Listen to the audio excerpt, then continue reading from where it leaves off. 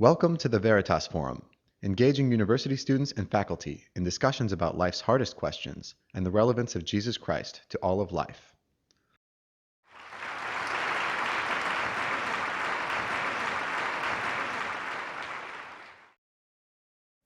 Wahneema and Bill, why don't we start with you first?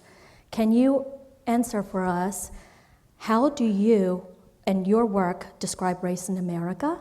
And where do you see the solutions and steps forward? And do we need God in this conversation? Okay, I'm going to read my remarks, so I'll go to the podium. And for my students who know me, they know the reason that I read is because otherwise I'd never stop talking. So first, I want to say thank you to the Veritas organization for inviting me to participate in the forum, and thank you to Charmaine for her lovely introduction. Now, before I say anything else, in the interest of intellectual honesty, I want to go on record as saying that the word God itself, in legal parlance, assumes facts not in evidence for me, for atheists. Therefore, I organize my thinking tonight around the idea of belief and the relation of believers to the social justice struggle, not a deity. Now, that probably sounds like I'm splitting semantic hairs, but it's my way of joining a conversation without having to represent my response in terms that take for granted the reality of a deity. Rather, I'm very much interested in considering the questions that prompt this forum in the light of the presence and the work of people of belief and non-belief in the struggles against multiple forms of social injustice. What we need is the work of people of belief in those struggles. I am, despite my own complicated and often critical relation to humanist inquiry and forms of analysis in my work and teaching, I am a humanist, which is why it is the work of people of belief that motivates me tonight, that motivates me in my work and my teaching. So my work proceeds from an understanding of race, an understanding that race itself, a belief that different human groups possessed fixed, observable physical traits that are tied to particular intellectual and physical characteristics. That concept itself is socially and politically significant and biologically meaningless. So race is a nonsense that nonetheless has an outsized importance to the way our social order thinks about itself. In my work and teaching, then, this understanding is the object of critique as well as an entry point for considering the history of power relations in the US. The fact that that concept is thoroughly imbued in the structure and hierarchy of our state and of our non-state dynamics here is central to my thinking and my teaching. I organize my courses, for example, around the history of the strength of that concept's work as a means of aestheticizing political, economic, social, and cultural control of or attempts to control segments, groups, communities of people along hierarchical lines. I organize my thinking and my teaching around white supremacy, the political and socioeconomic system whereby white Americans enjoy a structural advantage, both at a collective and an individual level, or it is what we mean when we say structural racism. Since I'm interested in the strength of the idea of race, nonsense though it may be, I'm interested in the strength of that idea over time, and since the structures of this country are differentially responsive to individuals understood to be members of racialized groups, my central preoccupations then have to be with white supremacy, both as a structural reality and as a conventional explanatory mechanism for historical and present moments, disparities of justice, economic resources, access to political power, and cultural capital. My experience with white supremacy has challenged me to understand the power of that nonsense, the glamour, as the sociologist Ruth Benedict wrote in the 1940s, and she put it, that the glamour of race as a narrative adds heightened drama to understandings of ancestry, for example. So my teaching has focused on the presence of Black Americans, their participation in political struggles, their cultural production, and their very identities as constructed externally and internally in tandem with the circulation of that concept. I'm focused particularly in my teaching on the social text, the means by which we make sense of the world.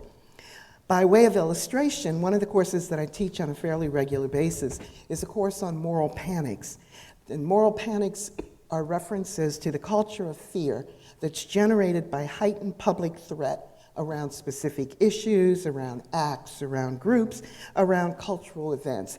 It's an intense feeling that's expressed in a population around those things, but it's fear that is so intense it seems to threaten the social order. Now, what a conversation around and a struggle for social justice needs is to be attentive to moral panics as the production in the United States of hundreds of years of control and subjugation of the group Black American. So a conversation then around those things needs people who are engaged in critical analysis and work around power relations that produce social injustice, whether or not they are people of belief. I'm teaching right now, for example, the fourth iteration of a course that began with a critique of the prison industrial complex, mass incarceration, and the carceral imagination of the US public. This semester, I'm teaching that course as an introduction to African American studies, an introduction to thought around mass incarceration, and ideas of Blackness as identity. Given the long history of Black Americans' relation to belief and to the practices of that belief, Christianity is a necessary part of the terrain on which Black people have mounted their struggle to correct the historical record of their presence, to circulate such knowledge, and to produce cultural expression in that history. Mass incarceration, then, is part of the coming together of these dynamics. It's the product of more than 350 years of Black experience in the US, and the complexities of that history's management, its criminalization, and its pathologizing of Black people. So the course requires that we delve into the means by which Black Americans come to be objects of hyper-scrutiny, come to be disadvantaged by the entire culture's willingness to support slavery in the past and its value to the economic and political system, and in slavery's aftermath, in the continuing aftermath of slavery, to support social control and management of the group. That aftermath has been and continues to be circumscribed and produced by legislation, by law, by public policy, and by state coercive apparatuses. Right now in the course, we're moving from a consideration of the civil rights and the Black Power movements into the contemporary period, as well as what the current moment's disparities and scrutiny have produced. We've been working all semester to understand the complex set of interactions that have produced this moment, including the extensions from Reconstruction into this moment, from the Black codes of the post-Civil War period through Jim Crow through this moment. We've looked at, and we're looking at, the state's role in establishing and maintaining residential segregation via its accommodation of violence, of selective policing practices and strategies, of realtor management of residential segregation, of racist covenants, the creation of the Federal Housing Administration, the practices of banks and the redlining of neighborhoods via eligibility requirements and security maps, all things resulting in the inability of Black Americans to accumulate home equity over the course of more than a century. We're looking at the harms to Black Americans of FDR's New Deal, including the exclusion of Black Americans from decades of what was established by the Social Security Act of 1935, the exclusions of Black Americans from decades of the aid to dependent children that denied relief to them, the exclusions from unemployment insurance through exclusionary criteria and amounts set by Southern state officials, the exclusions from the provisions of the National Labor Relations Act, from fair labor standards, and from the GI Bill. The GI Bill, which is responsible for the greatest production of the middle class in the United States, and which was largely earmarked for white veterans, especially through the decision to allow the VA, the Veterans Administration, to employ the same standards and criteria allocating mortgages as the Federal Housing Authority did. All the things, in other words, that prevented black vets from following the path to housing wealth. We look at those things in order to establish what mass incarceration makes visible over the past 20 years. We're looking at the disparities between job salaries, the responses to black-sounding names, the work by the sociologist Deva Pager that demonstrated that white felons' chances of employment are greater than black males with no actual criminal records. We're looking at the history and the present moment of segregated schools. We're looking at the struggles of the 60s and the 70s and the multifaceted dimensions of mass incarceration and struggles against police abuse and killings, against prosecutorial misconduct, against the conditions of incarceration and the connections between those things and the everydayness of white supremacy. And yes, all of this is an enormous amount of knowledge to survey and to consider as necessary for the work of analysis of the system of advantage for the politically, economically, and socially dominant ethnicity. And yet, in that recitation of social, political, and economic horror, there are no moments in that history, in that accumulation of knowledge, that black people and their allies and their comrades of some state of belief have not played their part. It is this state of being that requires that I take seriously the work of people of belief. The history of religious sites of worship for organizing dissent and various forms of protection, it requires as well critical attention to the work of belief itself and its multiple manifestations with regard to specific moments, to issues and sites of engagement, including rhetorical occasion. And it's rhetorical occasion that most attracts me. My background is literary studies. I've paid attention in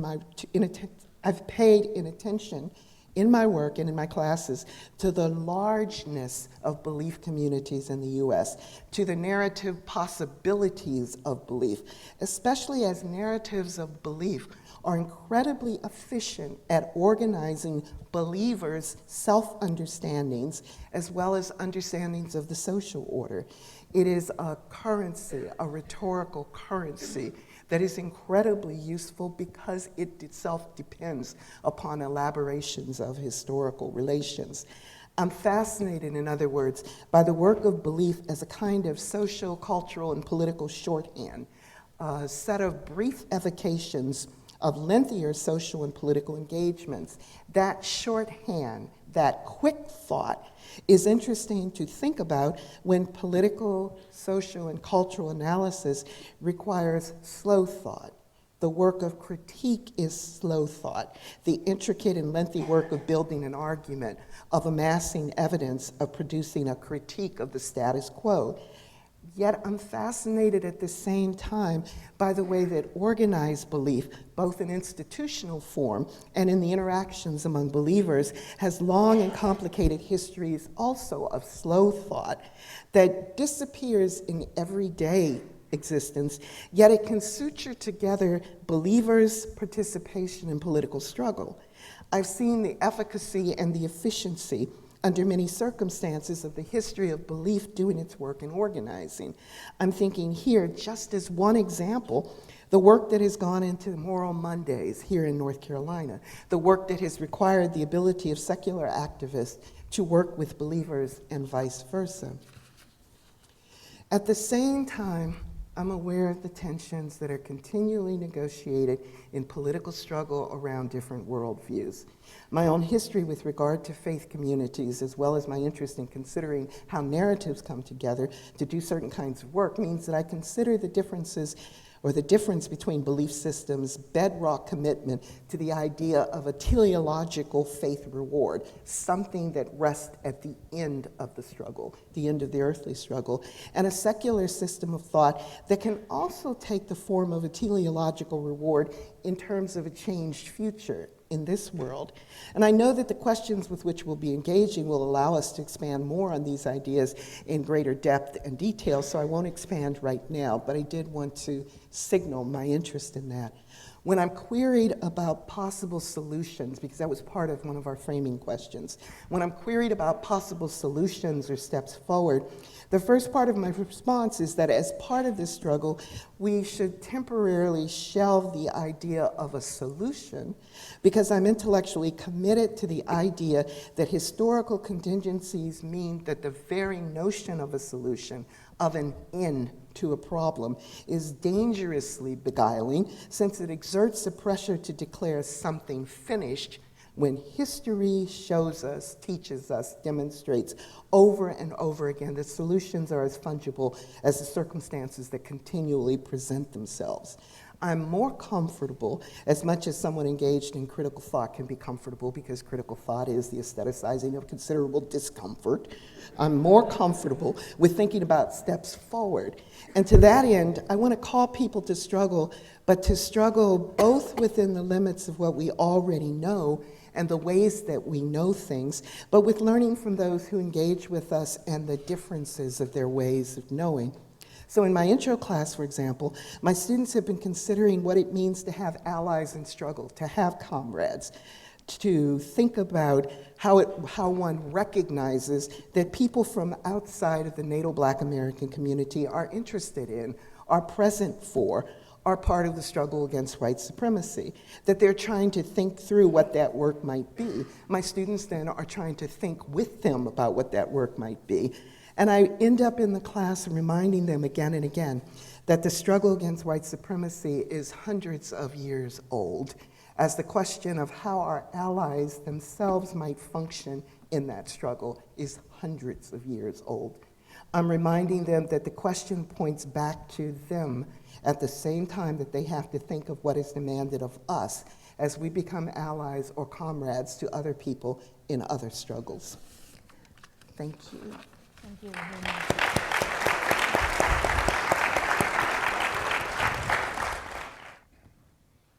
Rule number 1, never follow a humanist. My research career can be characterized as a divide. There's my research prior to moving to St. Louis, and there's my research after I arrived in St. Louis. I've lived there for 13 years. So let me take you on a journey pre-St. Louis. Like many of you, I was an undergraduate majoring in a quantitative field, rewarded for every mathematical miscegenation, constantly given positive feedback about this journey related to the mathematical sciences, economic science. It was an exhilarating time for me as an undergraduate. I was chosen to be an undergraduate TA for a math course, and I tutored economics and math, and I never had anybody come for economics. They always came for calculus or linear algebra or whatever the subject. And I really loved it. At the time, I knew about God, but it wasn't central to me. This math thing, this science thing, that's what's going to change the world. And I decided I was going to move from the Midwest to the South after undergraduate school and move to Dallas, Texas. At the time, the telecommunication corridor wannabe of the world. Massive companies dealing with engineering in the northern sector of Dallas. I became involved in that world and actually decided I wanted to teach math, which was strange because I did major in education, but it turns out if you know a little calculus, they'll let you in. And I took a job at a secondary school in Dallas, and I had assigned to me as a 21-year-old 150 young people. Wow. Yes. 5 sections, 30 apiece, 35, 40. But early on, I had almost 200 kids. I ended up with about 125, 130 by the end. And so I go to the chair of the department and say, I have all these kids. I don't know how I'm going to do this. And he said something to me I won't forget. It was a motivator. He said, don't worry, wait. They'll be gone after 3 or 4 days, and you won't see them again.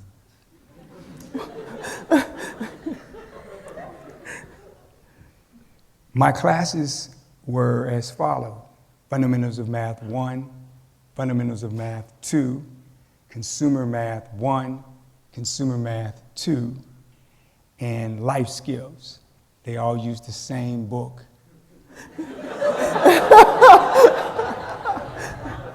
Stein Refresher Mathematics. It had a 1959 copyright. The students in my class were largely African American or black, Hispanic, or white and poor. And I did the very best I could to teach them arithmetic in high school. And at the end of the year, like most organizations, I had an evaluation. And I sat down with the principal. Because I come from an economics background, I thought evaluation was two-way. That was a mistake. I said, I don't understand why in a school in the middle of the telecommunications corridor, in one of the finest neighborhoods in this community, that I had 150 kids, largely black, Hispanic, or poor and white, who were in an arithmetic class. Many of them the last course they're going to take, knowing what I knew because of my love of science and math, that their life course had been set. And he said to me, as plain as I'm sitting here looking at you right now, that's all they deserve. And I said to him, if that's all they deserve, then send me somewhere else where I can teach very small kids who really should be learning arithmetic, the appropriate level of subject matter. And he did. And I ended up the next year teaching a group of 4th, 5th, and 6th graders algebra using the Socratic method. It was an amazing experience. We were a cult, if you will, of people just like me. They loved math, they loved science, and we drilled one another and grilled each other night after night with questions to teach our classes. I'll tell you about one of them. I'm doing the class and I'm asking question after question, and a little girl raises her hand and she says, I know who Socrates was. I'm like, whoa, right, okay. Well, who is he? He's a philosopher and he talked too much, so they killed him. Now, I tell you this story for a reason. I wasn't a researcher yet, but it informed my research. I decided I was going to dedicate my life to a question. The question was, what are the configurations or portfolios of programs, policies, and practices that will provide traditionally underserved students in urban communities real opportunities in math and science? It's a precursor to really what Bob Moses has talked about. I viewed math and science as the civil right, and that if anyone could do this, that they would have unique opportunities in the fabric of our global economy. And that's all I really wanted. And I was determined to do that. And I spent my career thinking about solutions to this at scale. Because you have to think about this. I had 150 kids. But there was another teacher with another 150. And across the other schools in Dallas, there were many, many others. There were thousands upon thousands of kids just in Dallas in the same situation. And then as I thought about this, Cleveland, Philadelphia, Detroit, LA, Washington, D.C., Atlanta, all over the country, this was the most pressing question that I could put my mind to. It literally drove me crazy.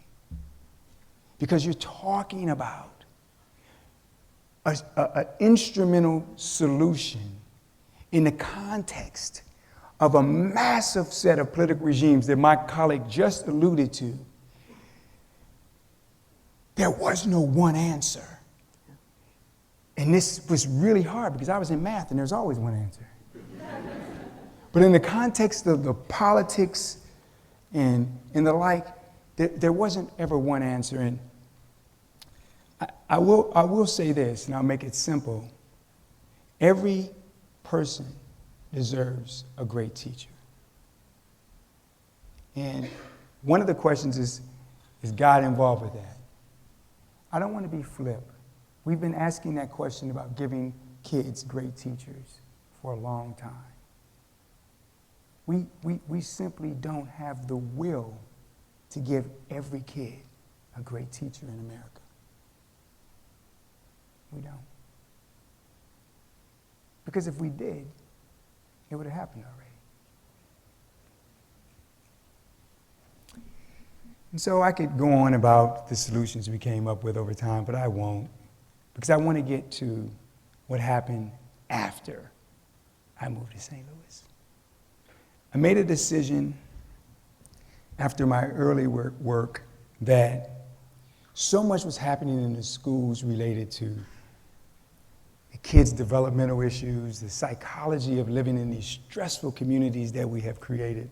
I was going to do something different and get involved with public health and epidemiology. And so I spent 13 years documenting, using geospatial techniques, everything that was going on in St. Louis with respect to health, education, economics, housing.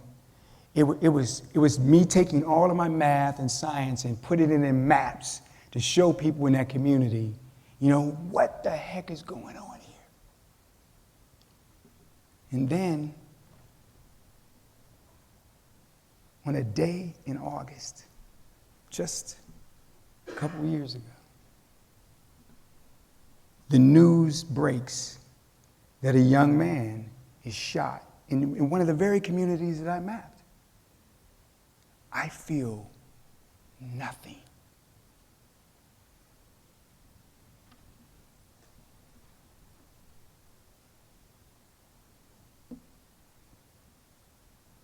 All around me is chaos, fire, rioting,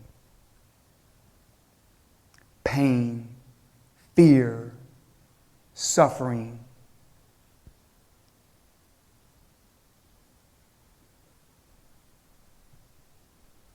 I can't feel.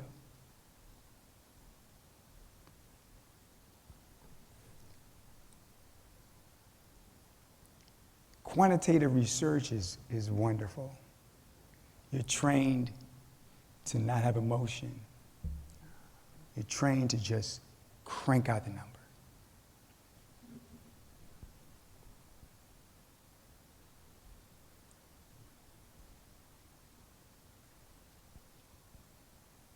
But I'm haunted.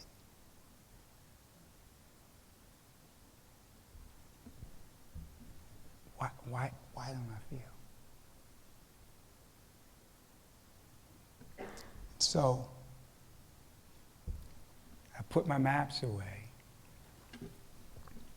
all the indicators and the data sets and everything. And I go to one passage in the Bible that really has been the driving question of all of my research. It's in Luke. Whether you've read a Bible or not, you've heard of Good Samaritans. And it's the parable related to the Good Samaritan. There are two important questions. The first one, asked by a lawyer, is what must I do to have eternal life?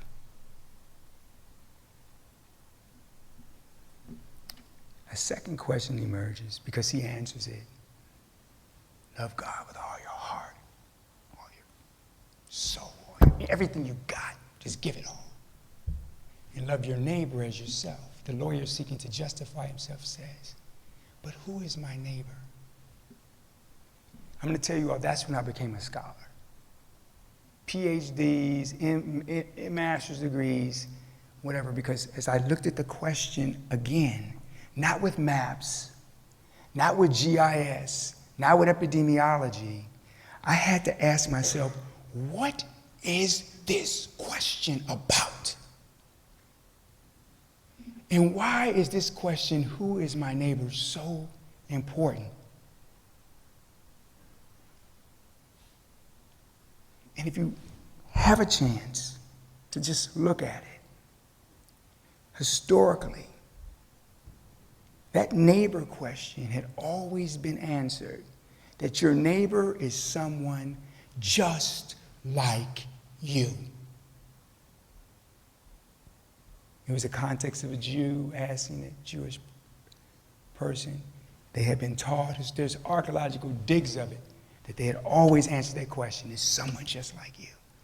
And this radical parable and story unfolds where a Samaritan, a half-breed ethnic person, demonstrates truly the love of a neighbor. Because the neighbor, by definition, is someone you could do good for. There's two prevailing definitions. Someone who lives close to you and is like you, and someone who you can do good for and love. I realized all my research had been focused on the first definition. Who's near you? What are they like? What are the demographic characteristics? Everything. I could tell you everything about that community. But I had not explored my own feelings about who should I be loving? Who should I be doing good for? And what should be driving that? That's when I really became a scholar. That's when it became real to me. It might be hard to believe if you read anything I've done. But the fact of the matter is, I needed to love Michael Brown, not just document him.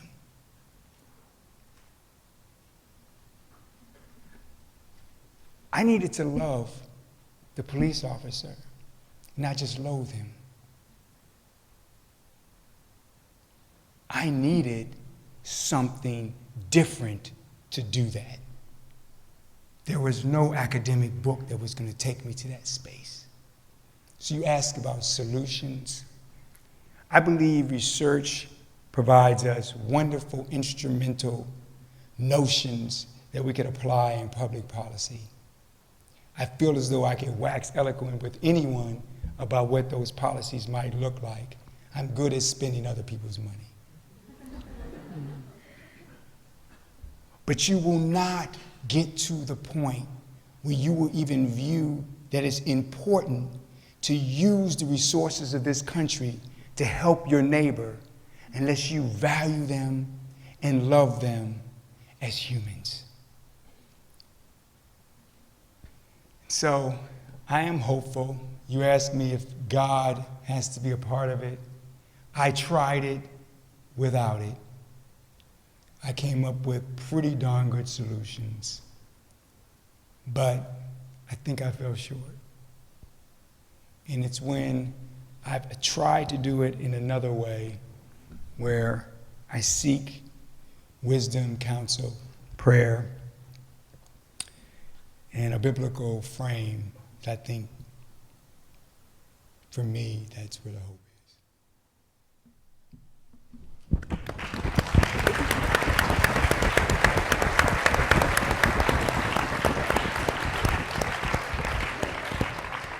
Lovely. Thank you, Wahneema and Bill, for those rich comments. Let's dive deeper into them. So, a connective thread between your comments, I think, is one, in spite of whether it's math, science, or whether it's socio-political constructs, that at the end of the day, this is about people. It's about connecting with people. We're dealing with people. And the second thing is about identity. Right? So in your remarks, you talk about identity, our races are primary identities and the white supremacy and that construct.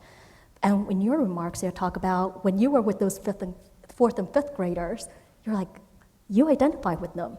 Like, they're brilliant, they're smart. You know, you get them, they get you, right? Is there a way of bringing, and human beings are comprised of different identities. You know, I'm a mother, I'm a woman, I'm Christian, I'm, you know, an academic. And is there a way of looking at identities as a way to reshape how we relate to one another? Is that an opportunity? Mm-hmm.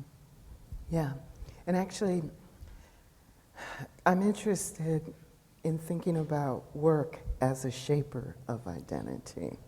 Okay, so when I think about struggle for social justice, I think about that as the cauldron in which we start to recognize each other across differences, and that what that produces is a camaraderie and ally relationship that directs us to take seriously what justice might mean given the present terms of injustice.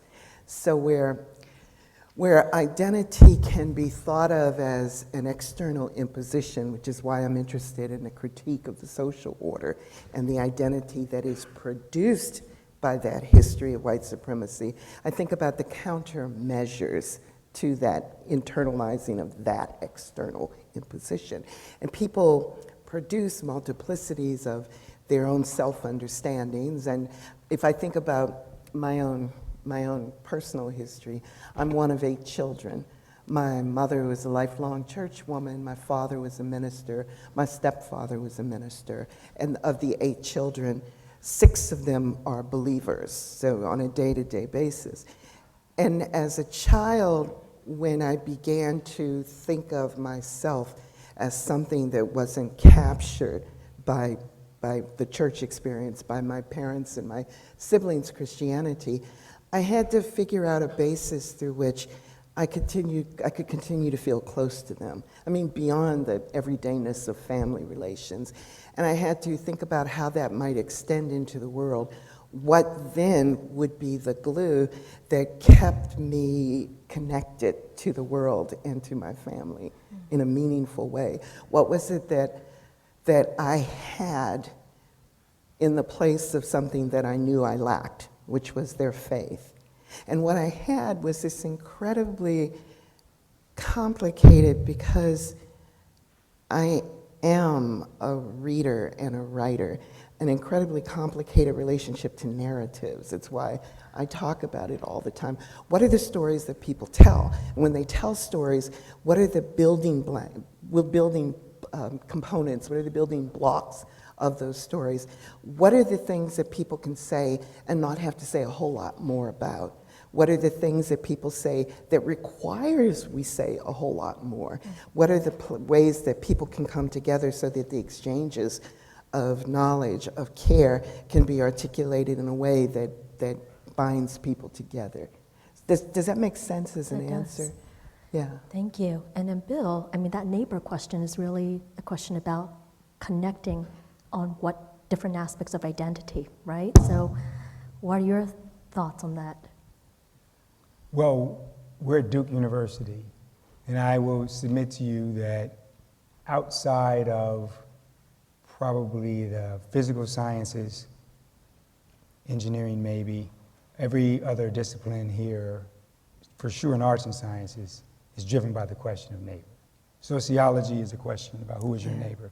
Psychology is a question about who is your neighbor. Anthropology is for sure about who is your neighbor. Economics, which is really just a combination of psychology and some other quantitative strategies. They might get mad at me, I'm sorry, but that's basically what it is about the question of how our neighbors are behaving and what incents them to do certain things. This question about your neighbor is a predominant question, for sure in the humanities, where we're looking at text, trying to make sense of our neighbors, trying to understand their feelings and their motivations and the like. The question of neighbors is extremely important in theology. It is the predominant question. Whatever religion, or if you don't believe it, the question of neighbor is going to come into play. I believe fundamentally the question of who is your neighbor is a paradigmatic driver of how you will behave and perform and engage with society. If you view your neighbor as people who are within in-groups, then you will have empathy for those who are in the in-group. This neuroscience search lays this out. I think we chatted about it earlier where the studies on taking a pen, and here's my black hand, but the person watching it is white. The pictures of the pen going in, the neurons aren't firing off in the brain, where when it's out groups, in and out groups involved with this. And you can switch it, you can change races. We don't fire it off. In biblical terms, we say the flesh, talk about the flesh. but the reality is we know that now with new research that's coming out, you can train people out of that, right?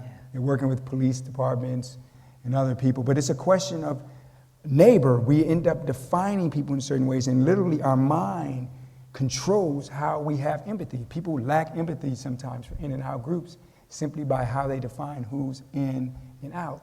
And that has implications not just on a pain experiment, but it has implications for public policy, it has implications for policing, it has implications for all kinds of things. And so, yes, I think the issue of identity is extremely important. So I'm probably coming from a perspective that the military does an excellent job with identity formation. They don't leave anybody behind, right? That's the whole thing. So they have empathy for a fellow soldier. You don't leave them in the field, ever. Just not done. It works in that scenario. In theory, it should work in Christianity. But I want to be honest here, I'm keeping it real. Historically, the church has not been a place where people across backgrounds, we'll use demographic if you will today, we're talking about racial, have been fully embraced. And I think that's a huge question. I mentioned earlier in our luncheon, you know, the things that I experienced in St. Louis, the Shelley versus Kramer case, that was because the church had racial covenants and kept people out of their neighborhood. And so we have to ask ourselves as a church body, what is it about us that is preventing us from actually viewing everyone as our neighbor? This is a radical question that Jesus asked. Some people treat it just like it's a little story. No, he's talking about what is required for you to inherit eternal life. Who is your neighbor? And if you can't embrace that, if the church can't embrace that, what do we expect somebody who doesn't have what we have in terms of our belief structure, our belief that we're being motivated by the Holy Spirit? My colleague laid out from the beginning, that's a proposition. She said, you know, it's not evident. If there's no Holy Spirit, then what is this? Because you win then. And we're not debating. I said, you already told us it's not debating. Yeah, Joseph, no debate. But I'm just saying that we're supposed to be different. We're not supposed to look like everyone else. And I'm fearful that if we don't get our act together, I'm thankful for the young people, to be quite frank, because they're not dealing with the archaeological dig of the segregation regime. And you can actually go out and be radically different. You could answer that who is my neighbor question very differently than your parents or your grandparents' generation. And that's the hope. You know, that's where I am with it. But identity is important. So let's dive a little bit deeper into that, because right now from both of these answers, it's been identity looking outward and looking at who are the in-groups and who are the out-groups. And let's dive inward at yourselves. You know, our religious identity actually informs a lot of our worldviews, right? So, and our biases and our experiences as well. Wahneema, you have mentioned you're an atheist. Can you share with us, looking inward, how that has informed your perspectives on race? And can you, and I'll pose the same question to you, Bill, about how your Christianity, how did you come to embrace Christianity, and how he has shaped your understanding? A little bit more. Okay. Well, I think part of the difficulty I have in thinking about this is that whatever faith I had, I lost so early. that I have to try to remember what it was to have How faith. did you lose it? Pardon me? How did you lose it? I have to I was ask. in elementary school, and we lived our lives through the church, because my father was a minister and my mother was a church woman. And at about the time that I was able to start making sense of the world, I realized that there was a degree of comfort that my siblings and my parents had that I didn't feel. I simply did not feel it. But because of my relationship to my parents and my siblings, there was no way to articulate that difference. So I moved from becoming aware of the difference to having to find a way to manage the difference, right? And then to put a name to that difference. And I was an early reader, so I read enough that I was pretty quickly able to put a name to it, but that still didn't help me manage the difference. And when my father died, there was a part of the old me that was released from trying to make my way in his footsteps. So I was 10 by then, and I had sort of made peace with myself, didn't talk about it with anybody in my family, because I knew what the response would be, anger, concern, anxiety, all that sort of thing. But I made peace with the fact that I don't feel what I once must have felt or what other people feel. So what can I feel instead? And that was the work of producing for myself a self-understanding that could still open up to the outside world. The caring hadn't stopped. The wanting to be part of a larger community hadn't stopped. The belief in the deity had stopped. And then I had a few years through junior high where I was pretty sure I didn't have faith anymore, but I was still frightened as hell of hell, right? So that held on long past the belief in the deity, the simple fear response. But by high school, I had managed that, again, by finding a way to consider myself a good person. And I think it's why the work is so important to me. If I didn't have a belief system in common with the people who were nearest and dearest to me, I still had a work ethic in the sense that I wanted to be part of something that was bigger than myself. And that bigger than myself didn't have a conventional form anymore. So I had to make a connection through a variety of common interest, of common struggle.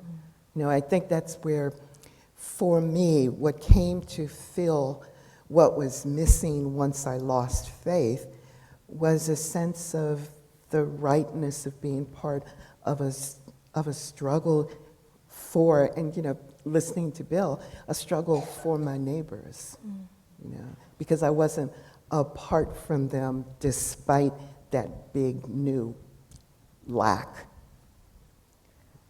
Bill, the question is your identity as a Christian. What shaped your Christianity, and how does having your worldview shape your perspectives on the race discourse? So the Reader's Digest version. I grew up somewhat similar to my colleague. My family but they were Catholic. I think you're AME. Yeah, AME. And so I went through the system of schooling, high school, through high school. And I left there jaded for a lot of reasons. Some just a lack of maturity on my part, but mostly I'm really critical of institutions, and you probably gathered that. But I was very just angry, I would describe it, with that institution by the time I finished. While they did a lot for me, I was well educated, and but there were just some things that bothered me. And so I went off to college, and I would say that I knew that there was a God, but it was more like a genie to me.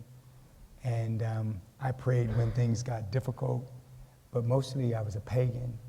I wanted to do what I wanted to do. I enjoyed my college life, I guess. I repent about it regularly now. It was what it was. I was more Greek than godly.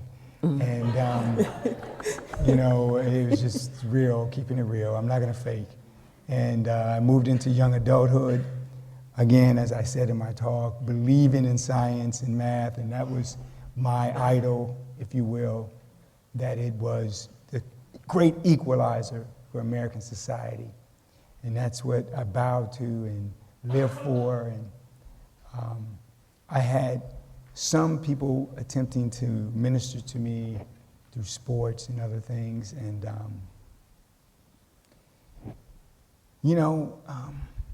to be quite frank, it wasn't like Paul, but I just kind of hit rock bottom doing it my way. I mean, everything just, even though the world thought I was successful, I felt like it was just empty. And there was nothing there. And I just began asking more questions about, God and what is this about? And, people came into my path that provided counsel and support and patience. And, I realized, I said, this is true. And I was a skeptic because, I wanted to know the archaeological findings and, I really wanted to see everything because remember I came from this science and math background, so what's the data that this really exists? What were the Romans doing? Who wrote this part of this and who wrote that? I mean, just into it like that. And, everywhere I turned, it just kept pointing back to, the validity of the text and just, it just became very real for me. And so, has it influenced my life? I would say, or my writing or research. I mean, the last 3 papers I've written are titled, Who is My Neighbor? So I've been asking the question in the academic world, trying to help them understand that really we're all asking the same question. And mine has theological implications. Thank you both for being so vulnerable and so open in sharing your experiences. Can we now scaffold off of that and dive into a really tough issue, the issue of forgiveness, right? So one of the major tensions between Christianity and activists is along the issue of forgiveness. So all of us have seen this summer the images of the families of the victims of the shooting at the Mother Emanuel AME Church, forgiving Dylan Roof. And that drew a pretty visceral reaction. What was your reaction, Bill, to that? And how do you perceive forgiveness and what they did? I didn't anticipate this question, but I will tell you this, that We like to shake things up a bit. you're shaking it up. That's good. So I Keep it real. have 3 very important part of my mathematical framing, but metrics that I use in terms of how my Christian walk. 1 is love. 2 is forgiveness. And 3 is, from James, be slow to anger. And I'll try to explain each one. The one is, I've come to understand love from a framing of the way God loved me. So I know I was a pagan. Some of you won't admit it, but I was a straight pagan, okay? I mean, I was living the life, doing me, all right? I know the things that I've done. I'm not bragging about it, it's horrible, okay? We get the point. Okay. I just don't want anybody to think I'm glamorizing sin. But my point is that there's a God that forgave me for what I have done and is willing to love me. What's expected of me is to sort of be a type in a shadow. I'm not perfect, but I need to display a similar type of love. And I need to be able to forgive in that way. which means I have to manage my anger or my flesh. And I have to be slow to anger. Many of us get upset about small microaggressions. Not minimizing your microaggressions, but I helped coin that term a long time ago in the CRT world, the critical race theory world. Right. So I never thought it was going to become the lexicon of every college student who gets their foot stepped on. But the thing is, if you don't manage that anger, and the only way for me to manage it is to say to myself, God probably was pretty angry with you, but he still loved you and forgave you. You've got to find a way to do that. You have to forgive much because much was forgiven of you. So to your question about the folks there, it was theirs to forgive. And if they had a saving faith in Christ, and they know that their lives weren't perfect, and they were offering up forgiveness to someone who took the lives of their loved ones, I think they were displaying a Christ-like love. It's not anything that I would expect someone to understand who might not be a believer, but I think I understand. Wahneema, what was your reaction? Yeah, I had a number of different reactions. The most immediate reaction was that it would be impertinent for me to have a judgment about what people in those circumstances should feel or do or say. And then on the heels of that, I also thought about something that had happened, within my family. My oldest brother, who after my father's death came back from the military and sort of stepped into my father's role to take care of us. He was 14 or 15 years older than I was. He was murdered in Washington, D.C. He worked at a liquor store. And he worked at a liquor store in a part of the boundary area between Northwest and Northeast. And this is 22 years ago. In a black working class / middle class neighborhood where he was committed both to the neighborhood, to his job in the liquor store, to the little tiny strip where the liquor store was. It included a laundromat, a drugstore, and a tiny little grocery store. And at the time that he first started working there, which was maybe 25 years before he was murdered, I was returning to undergrad school. I was an undergrad at Howard by then, and I had my son. I had divorced my husband, and I worked full time. So in order to do library work and to do, the kind of errands that I needed to do on weekends, I would drop my son off at the liquor store with my older brother, Lenny, and Lenny would take care of my son. And this went on for the years that it took me to finish my undergrad degree. So by the time he died in 1993, I was an assistant professor at Princeton. And, I got the news that he had been murdered. And the neighborhood by then had changed drastically.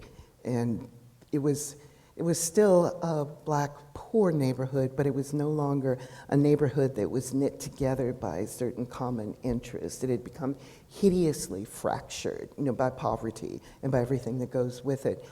When we heard the news that he was murdered, we heard it from the family for whom he worked. The store was owned by a Korean-American family.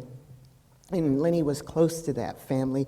He used to go on fishing trips with the father who owned the liquor store and one of the nephews who worked in the liquor store with him. The gangbangers who came into the liquor store to rob it shot the nephew first, and he died instantly.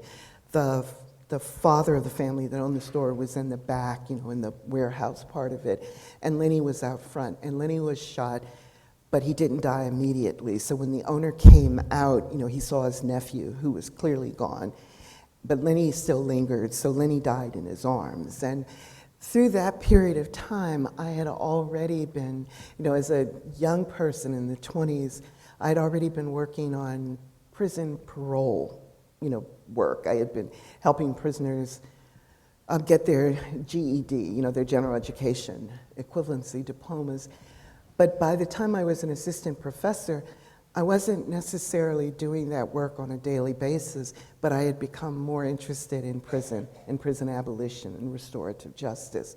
So when Lenny was murdered, I was confronted with my own anger and my sadness and my difficulties in talking with my family, they were all completely wrapped up in their anger. And I was trying to explain that the anger was insufficient. It wasn't doing as much for me as I hoped it would do. It wasn't blotting out all the pain. And so I was trying to tell them that I needed something more, especially because I really was committed to the idea of restorative justice. And I knew that they weren't, but I at least thought that if I talked about it, I could put something together that would help me get through that moment. And I wasn't able to put something together, so I was still kind of adrift with the pain, but at the same time, I believed in the idea of restorative justice. I just didn't know how to get from the pain to restorative justice. And it took me a long time to do that work, but over the course of the years that it took to do that work, I became much less judgmental about the way people expressed their grief. I understood that grief itself had its own long trajectory, and that what happened in a moment did not define everything that you were feeling. So to get back to the families who say, I forgive the killers, not only do I think that it's impertinent for me or for anyone to have an evaluation of that, I think that it's a stumbling block for imagining possibilities if we think only about the moment of grief. People say and do and feel what they need to say and do and feel. And I even understand a strategy of saying, I am still here as a thinking, feeling, loving individual, and that murder does not erase those things. So I've tried to find a way when I'm talking to people who have been critical of this to separate out being critical of the work that the media does by instantly producing a narrative of what good black people ought to do, right? So the number of people who ran around with microphones who would throw them in front of people's faces and say, yeah, but do you forgive the person who did this to them? I would have, a real old-fashioned adolescent response, and I'd hold up a middle finger and say, this is not your work to do. This is not what you should be obliging people to do, which is to produce yet another narrative that black people are supposed to meet, match, and articulate. Does that make sense? It's messy, and I haven't quite worked through it, but I know that I am enraged at a social pressure that says black people need to do something a certain way, or black people need to say something or to feel something a certain way. And since I'm enraged at that social pressure, I can also be enraged or at least angered by another kind of pressure to say, you shouldn't do that. So both of these two things come together in my mind as things that work against allowing people to not only feel what they feel, but to have a relationship to that feeling that extends beyond that first moment. Thank you so much for that. Let's pivot a little bit. So we underscoring all of this is narrative, right? Mm-hmm. The narrative. And very often the conversation about race in America is narrated as black and white conversation. But when we look at the history of America, it has different ethnicities. It's clear it's not the case. In fact, in your story about Lenny, that, in that fractured neighborhood, Korean American, what is the role of the other minorities in this conversation, looking at moving things forward in a positive way? Yeah, well, since I'm talking about this in my classes a lot, there are a couple of different ways that I want to make sense both of the usefulness of the white-black binary and the limits of the black-white binary. In many ways, it's useful because it speaks historically to a floor that's set for difference, right? Black Americans at the bottom of the hierarchy is a moving equilibrium. The bottom of the hierarchy is not always the same thing under the same set of circumstances. It changes, but what we know from the history of the US is that immigrants come into that moving equilibrium and they themselves change and are changed by what happens in the social order. So we know that European immigrants become whiter by virtue of being in a social order where black is already at the bottom of the hierarchy. On the other hand, we also know, like say from the work of Ron Takaki, Iron Cages, a historian who looks at Asian history in the United States, Asian American history, and looks at the legislative history, the lawsuits, the different places where Asians are managed by the state under particular circumstances of a labor demand, but precluded from participation in the polity. But then other places where the immigration policies change and people sue in order to be seen as white. The places where Asianness from something big and broad comes to mean, well, Asian under these circumstances with a population that comes from this area of the world at a point in time where these allowances are being made, these quotas are being established. That comes into the conversation because I want my students to see literally the making of the racialization process through legislation, law, the court system. But I've also had my students read the work of people like Vijay Prashad, who's looking at the model minority myths in order to talk about the fracturing within the groups that are the model that tell us something about the various strategies of the social order in the state. So Prashad, for example, looks at DESIs, right? South Asian immigrants' children growing up here in the United States. And one of the questions that he sets is, we know the age-old preoccupation in the black-white binary around black people, the Negro problem. How does it feel to be a problem? And he sets the query, how does it feel to be a solution? So he's interested in thinking about the way South Asians move into this moving equilibrium, but what happens within the group itself. So he looks at class fractures among the DESIs and how that gets played out at the site of, say, the professionals encountering the taxi drivers. So it means that in order for us to make sense of the state, to make sense of racialization processes and hierarchies, we have to think about what other groups mean to that on the ground of history, but we also have to think about what those groups do that in fact reinforces a black-white binary. That's a different framing around it, and it opens up and broadens perspectives. Yeah.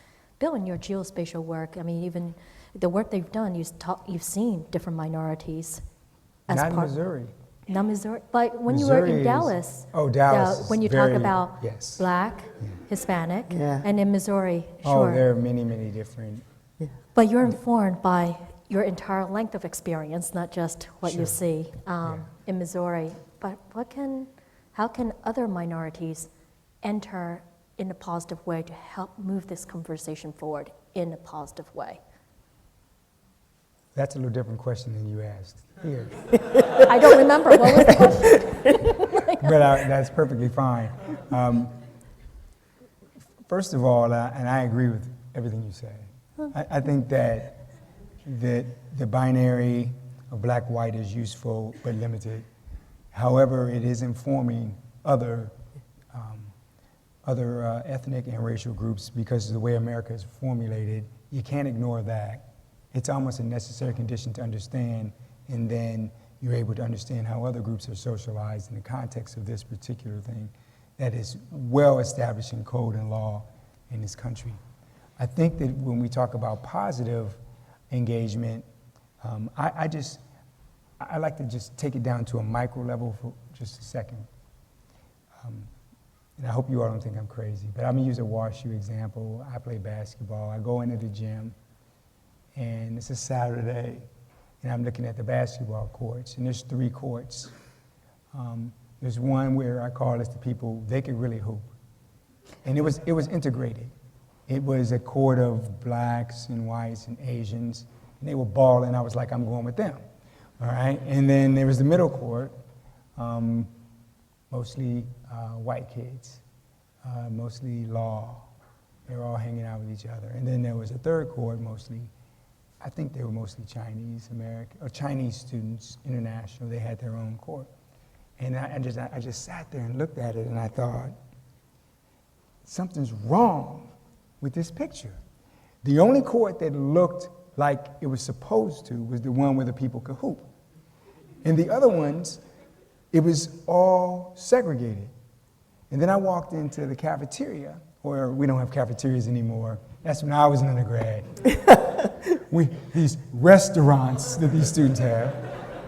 And I walk in, and it looks the same, except for there are very few places where people across racial groups are talking, except for athletes, where there are more athletes across racial groups, and they're talking to one another, and it doesn't matter. I already know everybody on the volleyball team, that's the basketball team, that's the football team. They're all hanging out. Everything else looks exactly the same. And so I asked this question. I mean, I'm raising it as a question now. I'm taking your question, making the question.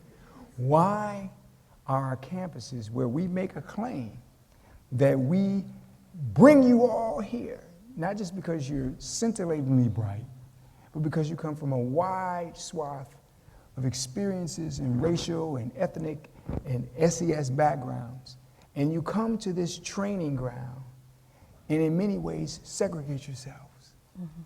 I haven't figured it out yet. Bill, did you just read the audience's mind? Because the score of questions that we've been receiving is exactly that. I mean, you look at what happened on our campus just recently, the defacing of the Black Lives Matter poster. This is an academic institution. It's about embracing, it's about inclusivity. Educated, engaged people. It's baffling. So both of you are academics and professors, what can we do to move things forward in a positive way, putting on our hats as members of an academic community that embraces inclusivity and a diversity of perspectives? You know, the one thing I want to say from the beginning is that the insistence that individuals make a difference is harmful to thinking about these questions, because universities are not just a collection of individual scholars. They're institutions with protocols, with histories of their own, with selection criteria, with decisions to create this archive as opposed to that archive. So within the structures of that structure, individuals work, but thinking of them as themselves able to deliver the goods that we want them to actually works against an accurate assessment of what happens at a university. Educated people, for example, are as likely to be bigoted as people who aren't educated. But on an institutional basis, at an educational institution, we tend to think smartness, education, the lack of ignorance will produce the desired social outcome, despite a few hundred years of knowledge that it doesn't. That universities have been as instrumental in producing and circulating bigotry as any other institution. Now, what we hope when we get to the university is that the very fact that the universities bring together different kinds of people will change the outcome. But it's not just bringing the people together that has to be changed. It has to be the institution's relationship, its own critical self-consciousness of what it is, what it has done, what its part has been. And it also requires an acknowledgement that we've only integrated these universities in the last 40 or 50 years, right? That's barely the lifespan of most of the faculty who are here. So I don't understand the miracle that should have occurred in 40 or 50 years. I mean, when I came into graduate school myself, I was in the first class of graduate students that Stanford considered who came from HBCUs. I had a magnificent grade point average. I'm a test-taking dream. Put it in multiple choice format and I will bust the test every time. Now, I don't think that means I'm more intelligent than many of my colleagues who aren't test takers, but it took the pressure of the state on Stanford to say, you have to come up with an affirmative action policy. And Stanford said, you know, we've had all these students apply from historically black universities and we've never considered their applications. Okay, now that is not an expression of the goodwill of individuals at Stanford. That is an external pressure that was bigger than Stanford. That's the result of a large social struggle that was going on that was bigger than Stanford. When we think about Duke or we think about any of these places and we point to things like, look, all the black students sit together. And I think about, it's only been fairly recently that there have been any black students at Duke. And I'm not so sure that the climate of Duke in that time has made it comfortable enough so that we can all come onto campus and be our little individuals. It is not an individual problem, and individuals will not solve it by themselves. But it is a problem that is produced by a structure. It's why structure is probably the word that most comes out of my mouth, maybe next to chocolate candy.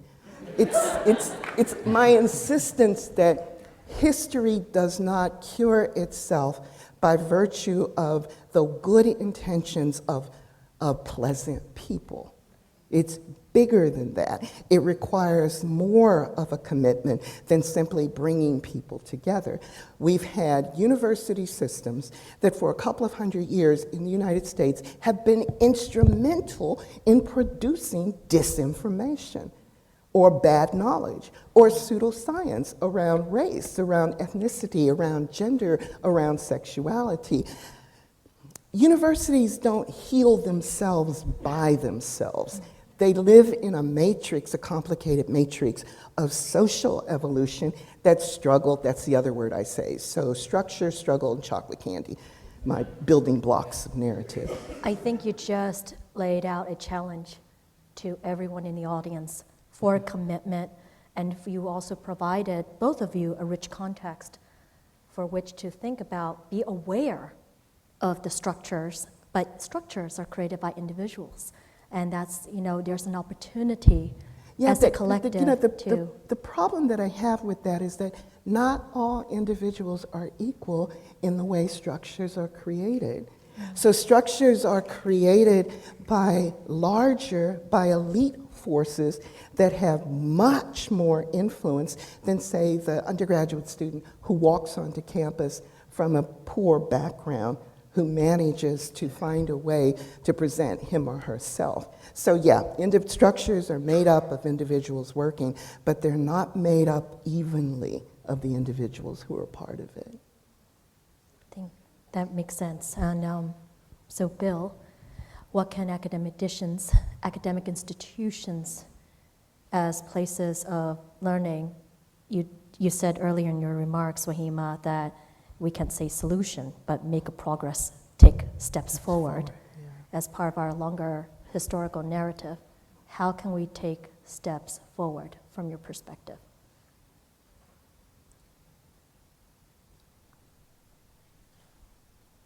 You want the Bill Unplugged version? Yes, let's Okay, then let's do it. let's do it. First of all, again, why am I telling you I agree with you again? I love it. I know there's too much disagreement. But I think too much that agreement. when you have an elite research university, the coin here is scholarship and research. Yeah. And what drives the endeavor, the rankings, all of that is where you decide to invest resources into the scholarly activity. The extent to which a university decides to make a commitment to invest in particular academic domains and or the human capital related to them is huge. And if you marginalize certain entities that may work in areas that we're talking about. For example, Veritas is an experiment. I mean, we're literally up here talking about religion and race, and this is like a big experiment. I mean, this organization exists because the universities refuse to do it. I mean, right? I mean, why does, I'm not trying to put Veritas out of business, but I'm saying they found a place in the market because people have basically left many universities have left their mission which was seeking truth on all fronts, some of which include, for example, the seeking truth, religion, faith. You have a theology school here. We don't have one at Washington University, but many of the elite schools don't engage in this kind of discussion on a regular basis. And they don't put resources into people who do. If they do, it's at a margin and not taken very seriously. And so what do you think students are going to think when they get here and they see that?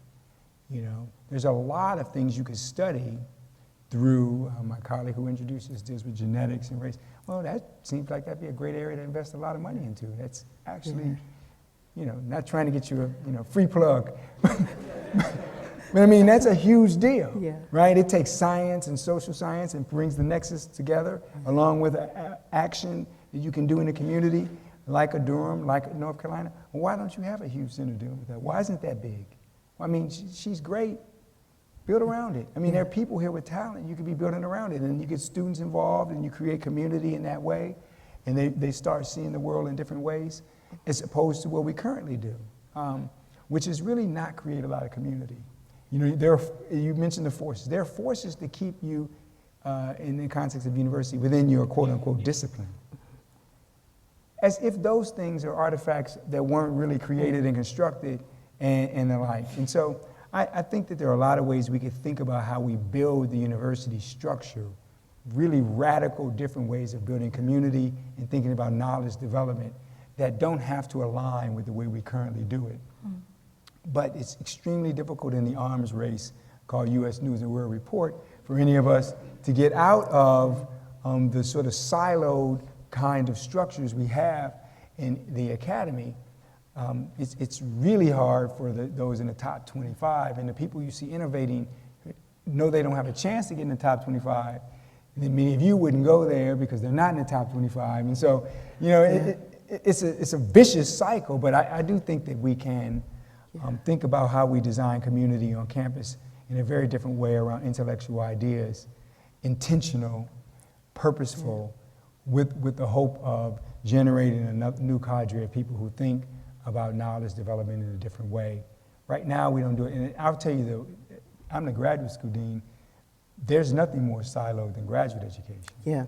And it is really, now here we are, we want people to be citizen scholars. Yeah. Because the number of academic jobs out here, you know, not many. If you guys haven't read the data, chances of you being a professor after you get a PhD is, you know, maybe 1 out of 3 of you, 1 out of 4, 1 out of 5, probably more like 1 out of 10. So 9 out of 10 of you are probably going to be in a non-academic job. You're going to be a citizen scholar. You need to know more about that little bitty amoeba that you studied. You've got to have a broader sense of the world and be able to apply it. But our communities aren't organized that way, nor are they organized to think about how we can make life better for the people around us. And let's be clear about one thing, and I know this probably isn't a shock to most people who are here in Durham, but most universities, they negotiate the communities they're in, but they don't really invest in them. And that's really troubling to me when you think about the nonprofit status, the resources that have gone into these places that come from the public trough. You might think this is a private university. If you stop taking public money, your medical school shuts down. Right. And so it's really imperative that we think about, you know, and I'm going to use a Philippians moment, not your own self-interest, but the interests of others. Right. The greater good. Do good for people. And I think too many of us, and I've seen the surveys that for places like Duke and WashU and others, most of the students come in and they don't know what the heck they want to do except for make money. And we're supposed to be shaping them and helping them think about this greater good issue. And it seems to me on the exit surveys, what I see is even a more perverse and intense desire strictly to make money.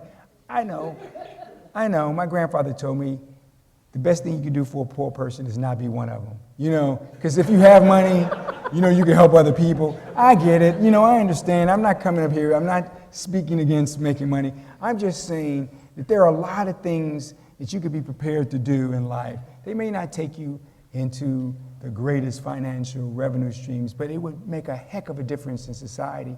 and it would be a demonstration of your love for your neighbor, why not go for it?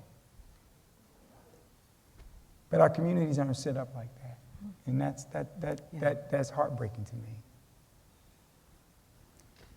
There's progress, though. I mean, Duke 10 years ago, the engagement with Durham between 10 years ago versus today, there's progress. And President Broadhead's mantra, knowledge in service of society. That's what Duke stands for, knowledge and talent in service of society. We know it's a good conversation when we run way over time. And Oh my God, I we have. want to, and hence we, for audience Q&A, but it's a good conversation, a lot of different perspectives, a lot of new information, new framing of the narrative that was presented. And this, we hope tonight, would just be not the end of the conversation, but the start. We didn't promise a solution. We never guarantee a solution. This is too complex of an issue. But the way we can move forward is to gain greater awareness, engage in conversation, and figure out how we can shift the structures that inform the current reality, right? So I want to please give a hand to our wonderful, thoughtful speakers.